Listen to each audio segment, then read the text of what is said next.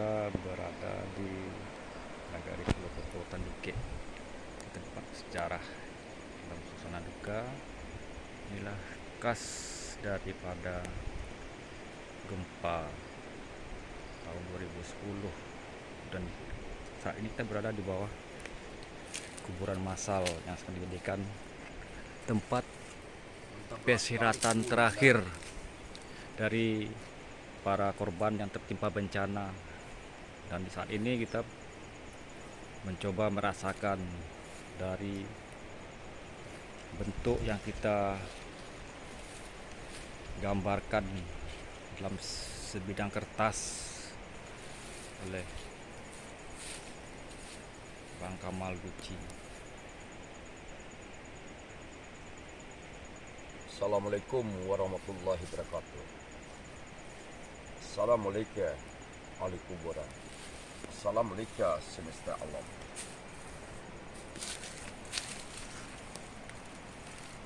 Al-Fatihah.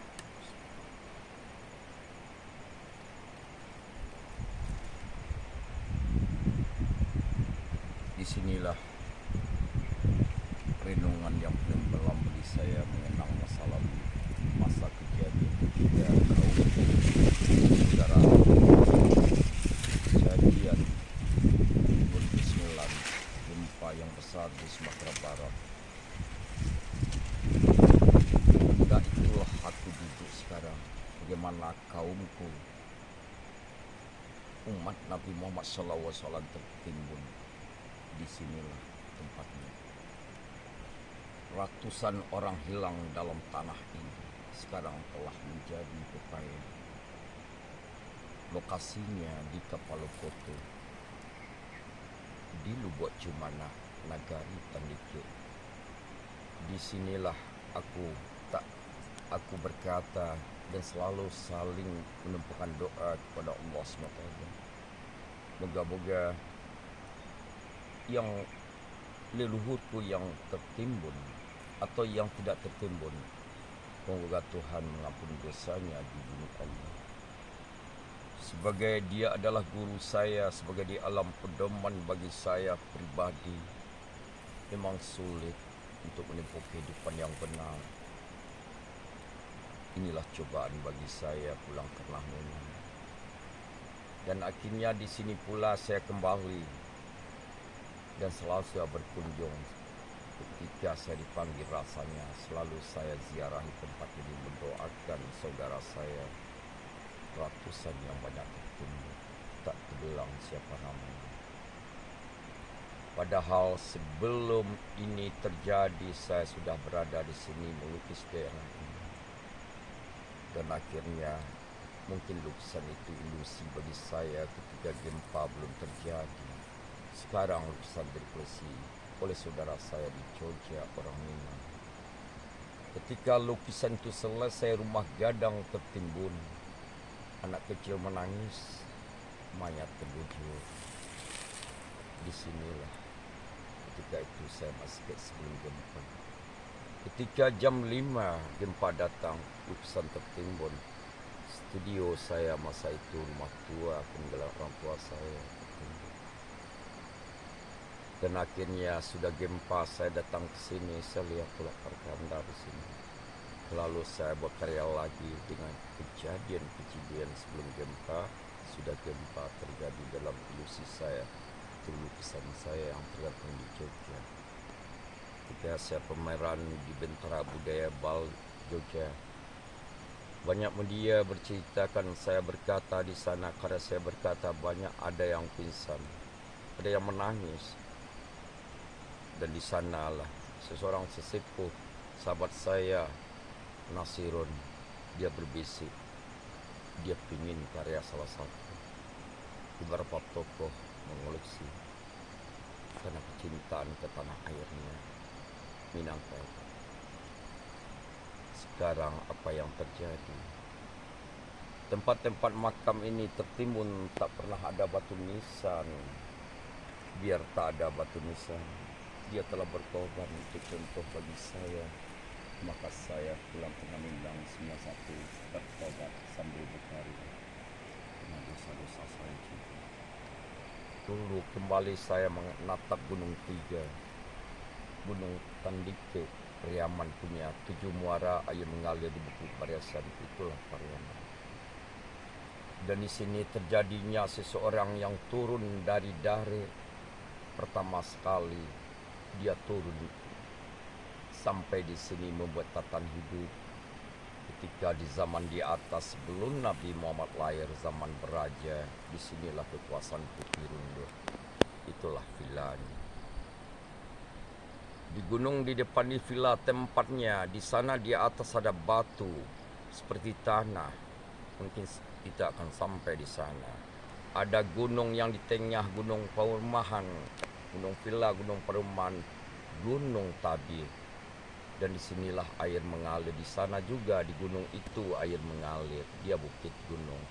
Itu menjadi batang Piaman. Itulah muara Piaman. Maka jadi muara Piaman di zaman pelayaran pelabuhan pertama yang terbesar di Indonesia. Cerita Gunung Tongga sudah dibawa. Itu tak dibaca orang lagi. Karena sejarah telah dikaburkan sejak di zaman Belanda. Kepentingan penjajah. Sekarang aku sadar tanah airku bukan Minangkabau yang Indonesia telah binasa. Biar binasa Indonesia. Sekarang aku minta pada Tuhan setiap detik, mohonkan selamatkanlah alam ini, bukan Indonesia. Petanda-petanda yang saya lihat sekitar ini, ilmu di Minangkabau, ilmu pajan-pajan, artinya pertanda tidak boleh dipastikan. Awan, garis awan setelah saya baca 5 tahun lagi 2030 hancurlah kita. Pertama bukan hancur bunuh-membunuh, karena kepergian orang leluhur kita, orang pembesar-pembesar banyak meninggal yang benar besok ini. Anak-anak kecil banyak yang meninggal. Dan perempuan-perempuan di bumi Allah banyak membuang anak. Dan semua sudah diganti lapauku menjadi kafe. Dan cara memilih yang benar setelah bertanding karena uang, tak ada peran nenek mama lagi. Peran yang penting adalah orang yang berkuasa, pengusaha, uang. Itu adalah bagi saya sulap Yahudi menghancurkan kebenaran. Kebenaran itulah umat Nabi Muhammad SAW. Berpedomanlah kembali kepada kitab Al-Quran. Ikutilah ajarannya. Ikutilah sunnah Nabi. Bertobatlah kan. Wahai insan, bumi menurut agama masing-masing. Kembalilah ke pangkuan ibu. Arti ibu itu bagi kami di Minangkabau, bundo 3 kali, 1 untuk bapak. Tak ada lagi orang diazankan lahir sekarang karena kepentingan dunia, dia berbisnis di mana. Kalau bagi Islam tidak diazankan lahir, bagi kami di orang Minang orang yang terhina. Tidak tahu yang dengan yang 4 orang yang terhina. Sekarang betul itu yang terjadi. Perempuan-perempuan masa itu tidak boleh disunati. Ini berbahaya sekali. Apabila perempuan harus disunat, bukan wajib, harus. Kalau tidak disunat perempuan, akhirnya nafsunya tinggi, mungkin suaminya menjadi 4 dan 5 akan disahkan besok. Kalau ia lanjutkan, bagi pribadi saya, itu bukan Islam. Islam itu adalah damai, suatu keindahan dan kehidupan. Tak ada kegelisaan dalam tatan hidup apapun. Itulah ajaran Nabi Muhammad SAW, agama yang sempurna. Sekarang saya tak banyak bicara lagi. Biar ku gores alam ini di kertas putih atau di hati yang suci, yang bening. Timbulkanlah titik di sana. Titik pertama, menyerahlah kepada Allah. Berjalanlah di bumi bersama Allah. kembali kepada Allah.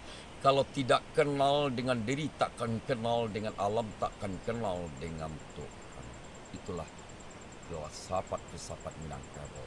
Alam tak kambang jadikan guru, bukan jadi guru. Kita tetap berguru ke aulia-aulia Allah, berpedoman pada kitab. Itu kata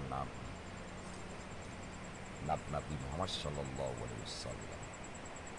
Dan banyak kepentingan di sini. Berdakwah tak ada lagi cuma ceramah, mengupas Al-Quran di surau-surau, di atas panggung seperti artis. Itu adabnya di Minangkabau tidak benar. Tak ada kaji di surau duduk baselo, berjuntai seperti monyet atau berjalan seperti monyet. Itu tidak dakwah. Berceramah sama artis di panggung, ini telah bercampur darah dengan nanah. Bawa kaji surau duduk batarati kata orang. Selo guru berbeda dengan selo anak murid. Selo makan, apa makna selo filsafatnya? Mungkin nanti bisa diterangkan oleh alam. Saya penyambung kata dari alam, bukan saya. Begitu hangusnya hati saya dan hancurnya ketika saya mengenang lagi dia menangis. Nabi Muhammad SAW berkata pertama itu menggigil. Ikra, ikra. Saya tanya kepada alam, apa itu ikra? Katanya baca. Padahal Nabi Muhammad tak pernah pandai membaca, tak ada tulisan, dia gelap di Gua Hira. Kok disuruh baca? Baca itu ahli bahasa di bahasa Al-Quran kepada bahasa Indonesia. Tapi makna yang penting, isi baca apa yang dibaca. Sulit saya bicara di sini karena orang maling kitab untuk dijual kena uang. Dan bergeserlah ajaran di Arab Saudi sekarang. Sudah jadi Wahabi. Itulah kekuatan Yahudi kaum Quraisy menghantam tempat-tempat Nabi Muhammad. Dan sekarang telah punah. Yang benar di akhir zaman adalah sedikit yang hak. Di akhir zaman memang yang banyak yang batil karena dunia amuk kiamat. Musibah akan bertimbun, terjadi di sini 2009 musibah. Ini nak masuk di akal, jangan dilogikakan. Tanah ini yang menimbun bukan bukit yang dekat saya, jauh dia datang bukit di balik ini. Karena dosa-dosa, karena bumi telah menangis, kulitnya telah diracuni, kulit bumi telah dikelupas, perut bumi telah dibongkar. Cintailah alam, cintailah sisi roh yang ada di bumi, baru akan kenal kamu dengan diri kamu, baru kenal dengan alam, baru tahu dengan itu. 3 yang penting yang buat kaji.